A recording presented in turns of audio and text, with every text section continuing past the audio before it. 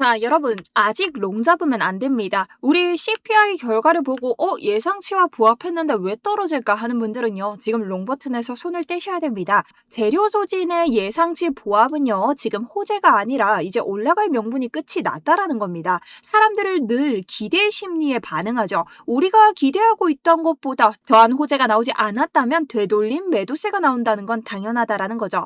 자, 제가 어제 영상에서 말씀드린 핵심 타점 기억하시나요? 바로 64.4K입니다. 이 자리는요, 그냥 중요한 게 아니라 이전 매도세가 만들어준 강렬한 상승갭을 짓눌러준 저항 구간이기 때문이죠. 자, 생각해보세요. CPI라는 결과가 호재였다면 이 매수세가 적절한 저항 구간을 뚫고 상승으로 출발을 했어야 됩니다. 그러니 어제자 우리가 상승을 확정 지을 거였다면 이 구간을 뚫어줬어야 된다라는 뜻이죠.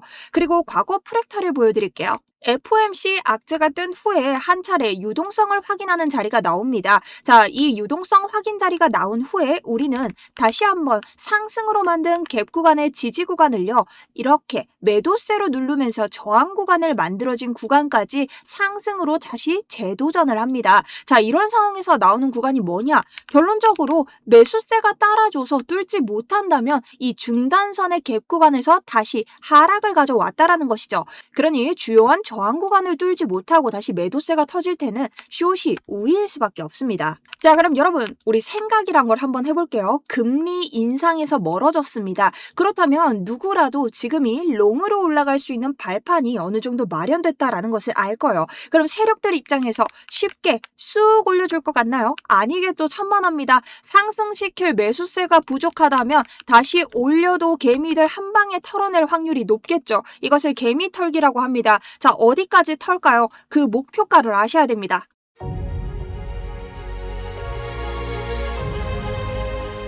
안녕하십니까. 여러분들의 우상향 계절을 책임지고 있는 차트 분석 전문가 정수연입니다. 자, 어제도 좋은 관점 드렸기 때문에 여러분들이 하락에 대비를 했고 좋은 관점 받았다, 많은 댓글 인증 남겨주셨는데요. 오늘도 좋아요 한 번씩 부탁드리고요.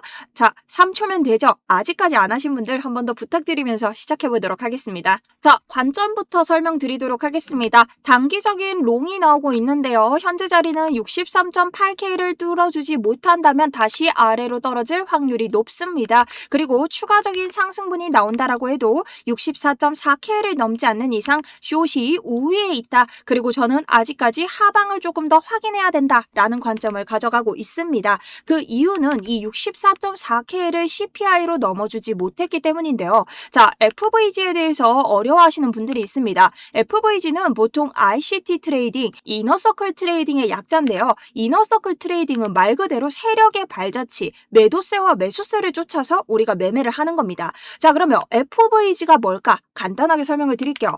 우리가 장대 양봉이나 장대 음봉처럼 폭발적으로 매수세나 매도세가 나올 때 차트에 텅 비는 구간을 FVG라고 합니다. 자, 그러면 보통 차트는요, 여기를 채우러 다시 내려옵니다. 혹은 다시 이런 식으로 올라가는 거죠. 자, 이랬을 때 보통 요 중단선에서 기회 구간을 줍니다. 지지를 받고 다시 올라가거나 여기에서는 저항 구간이기 때문에 다시 저항을 받고 내려갈 확률이 있겠죠. 그래서 우리는 이 FVG의 중단선을 굉장히 중요하게 보는데요. 자, 여기에서 중요한 것은요, 이 상승, 양봉이 만들어낸 FVG가 매도 물량을 통해서 한 번에 이 상승이 시작된 구간을 저점을 깹니다. 그러면서 뭘로 바뀌냐? IFVG로 바뀝니다. FVG에서 앞에 I 하나가 플러스가 되는 거죠. 자, 되게 어렵게 느끼시죠? 간단합니다. 이전 상승의 저점을 깨면서 매도세가 터진다. 그리고 중단선에서 기회를 주지 않고 한 번에 내리꽂는 자리를 IFVG로 바뀌었다. 그리고 지지에서는 저항으로,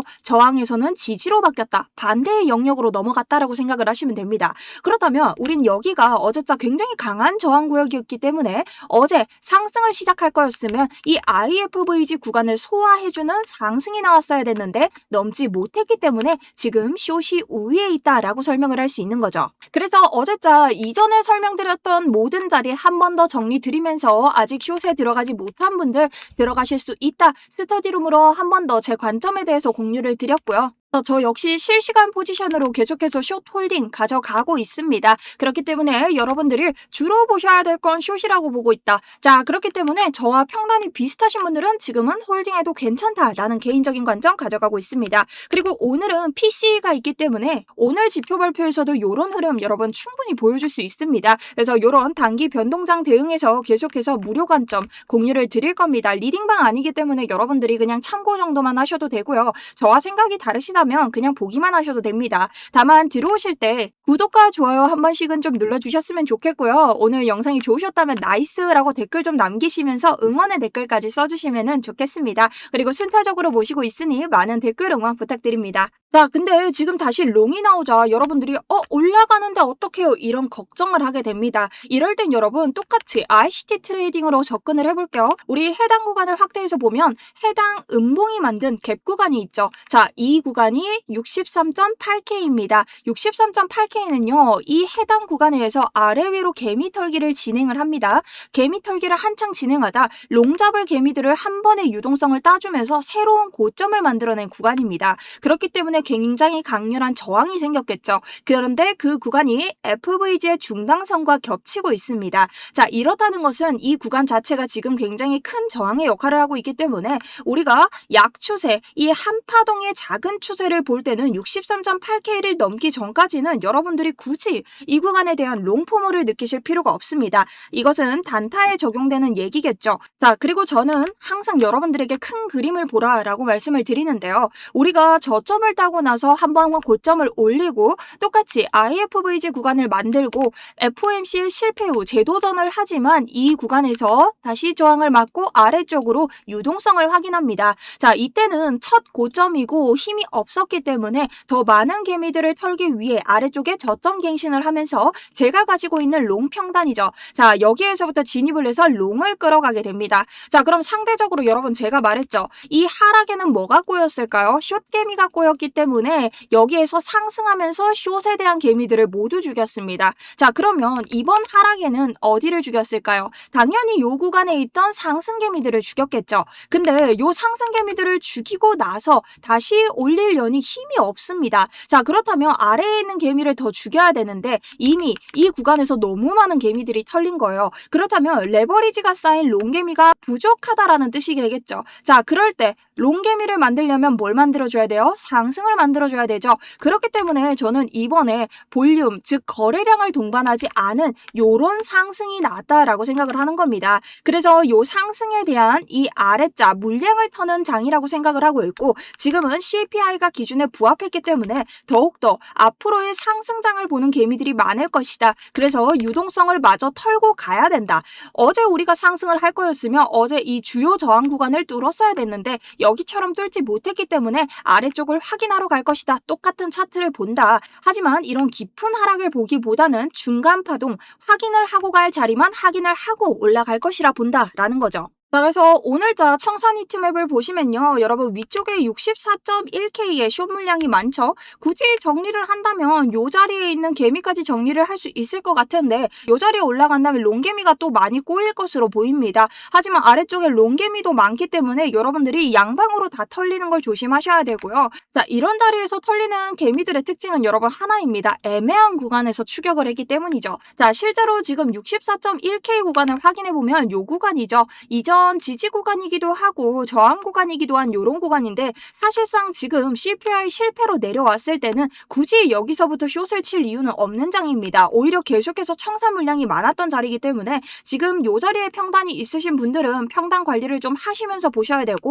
제가 숏이 위주라고 해서 단기 롱이 아예 나오지 않진 않습니다. 어제자 매도 양봉을 이렇게 만들어줬다면 거기에 대한 되돌림은 당연히 나올 수밖에 없다라고 생각을 하고요. 하지만 요런 단기적인 롱을 먹겠다고 지금 포지션을 잡기에는 손익비가 나오지 않는다라는 개인적인 관점을 가지고 있기 때문에 숏에 조금 더 무게를 두고 장을 보고 있습니다. 다만 지금 숏에 들어가고 싶으신 분들은 추격하시면 안 되고요. 우리가 보고 있는 이전 양봉이 만든 FVG 구간 보이시죠? 자, 중단선이 저희에게 기회를 준다라고 했기 때문에 지금도 중단선에서 지지를 받고 올라가고 있죠. 자, 그렇다면 이탈은 어디서부터 봐야 될까요? 중단선이 이탈했을 때부터 숏을 내리셔야 됩니다. 자, 그럼 어디까지 우리가 숏을 무엇을 확인해야 될까요? 유동성을 확인해 보면 되겠죠. 7월 이후에 우리가 한 번 더 유동성을 확인하지 않은 구간은요. 첫 번째, 바로 이 62K 구간입니다. 자, 62K 구간은 이전 유동성을 확인하는 듯 해줬지만 이 아래에 있는 물량까지 완벽하게 수거를 하지 않았기 때문에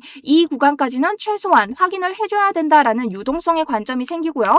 다만 새로운 숏을 내리기 위해서는 지금 이전 상승을 만들어줬던 해당 FVG의 중단선을 무너뜨려야만 새롭게 볼 수 있습니다. 그리고 저의 관점이 나가는 기준에서는 64.4K 우리가 보고 있는 해당 고점 보이시죠? 이 고점을 뚫었을 때부터가 무력화 관점, 그러니 제 관점이 실패로 나간다는 거죠. 여기를 뚫고 돌파를 받았을 때부터가 상승의 시작으로 볼 수 있기 때문에 제 관점을 폐기하는 기준을 해당 기준으로 놓도록 하겠습니다. 그리고 여러분들이 다르게 파동의 관점에서도 좀 보셔야 되는데요. 자, 지금 파동의 관점으로는 자, ABC 한 파동의 하락이 나왔으나 그것을 확장으로 끌고 가는 한 파동이 더 나오고 있다라고 보고 있습니다. 그렇기 때문에 이것을 우리가 피보나치로 확인을 해보더라도 지금 고점이 추가적으로 더 나오진 않았죠.